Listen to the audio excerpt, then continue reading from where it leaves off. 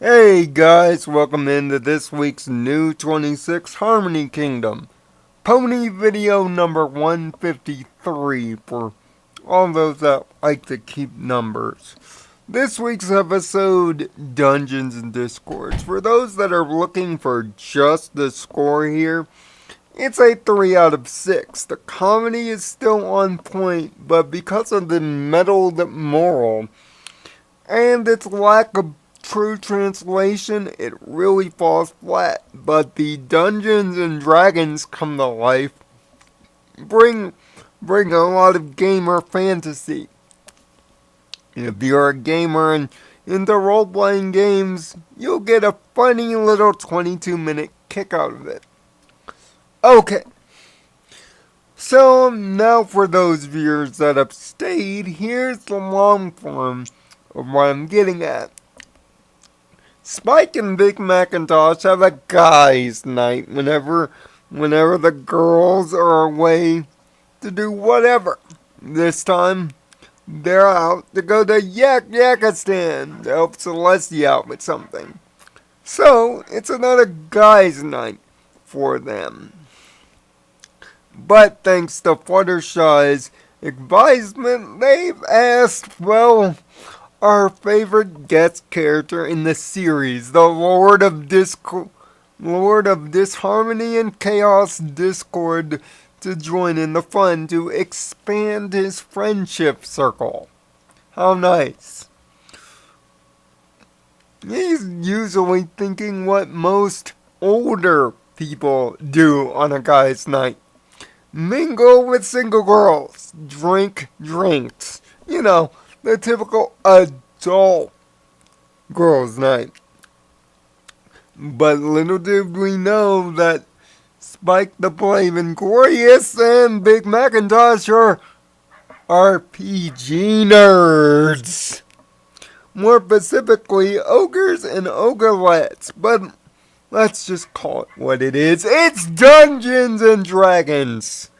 With Spike the Dungeon Master in play, he sets up a heroic Save the Princess scheme from the fictional kingdom of Spiketopia, of course, because as the Dungeon Master, you must name the fictional town after yourself, against the evil Squid Wizard, or Squizzard, as it were.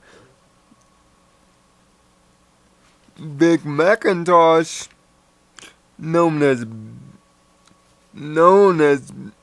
Big Wiggum, is a black magic knight, but Discord isn't really feeling the festivities. In fact, he's annoyed at the nerdism of it all, showing boredom, disinterest, and outright disdain.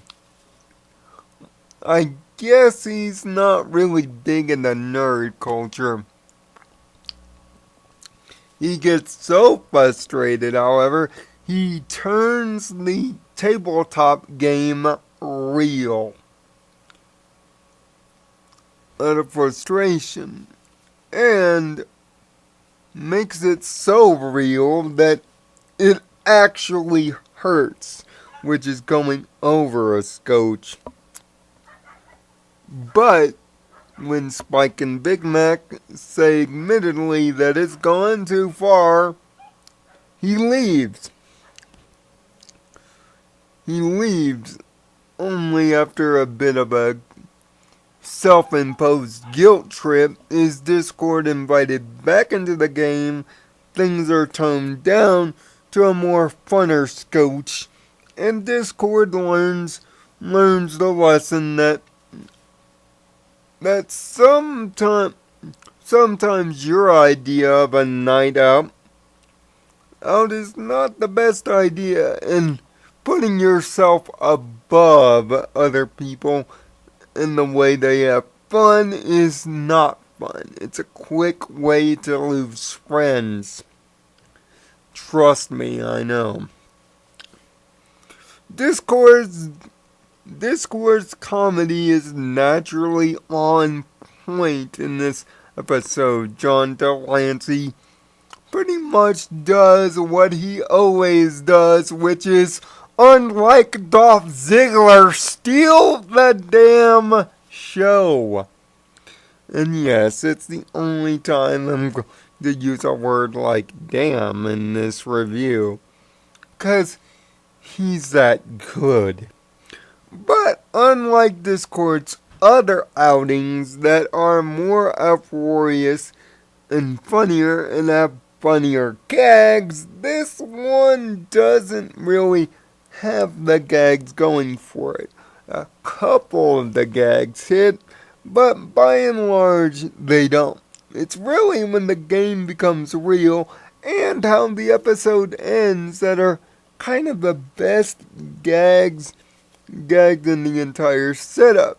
Seeing that Discord starts playing Dungeon Master and starts being, in a way, a shade of his old evil self that even he himself laments earlier in the episode. But most of the gags are okay. But largely this episode stays on plot track, with the pacing being somewhat a bit slow. See, if the game would have became real a lot earlier in the episode, we could have had a lot more gamer RPG style gags and a lot more inside the park references. Oh, by the way, just so you know, Dungeons and Dragons is technically owned by Hasbro. Just to make some clarification.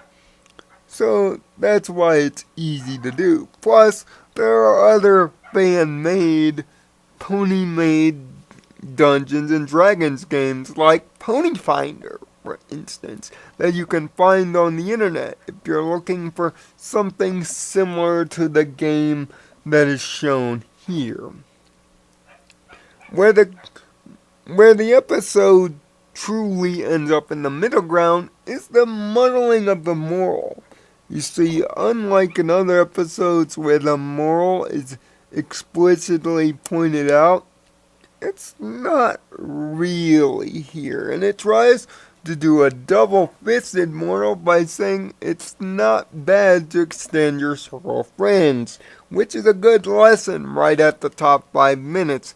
But the second moral about having fun with your friends but not making yourself the show is not really translated well. And for Discord, it has a kind of negative irony.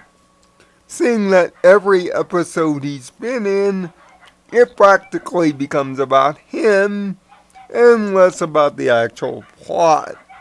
Which thankfully this episode so does well. And once again, the season of Spike continues with another great Spike performance. But it leaves me, as a reviewer, wanting more.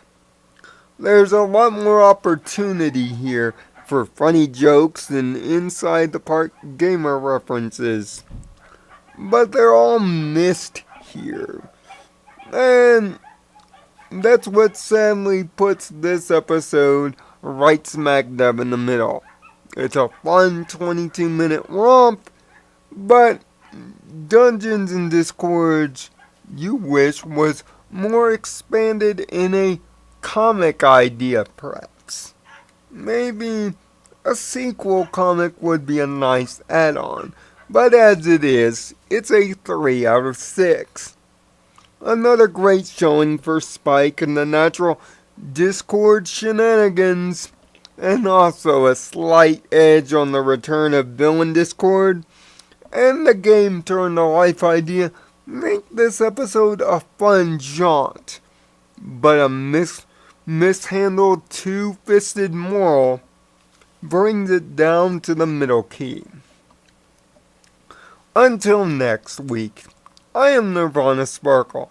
Find peace in your own Nirvana, and unlike Dolph Ziggler, steal the show this week. Really? and find peace in your own nirvana. Thanks for watching.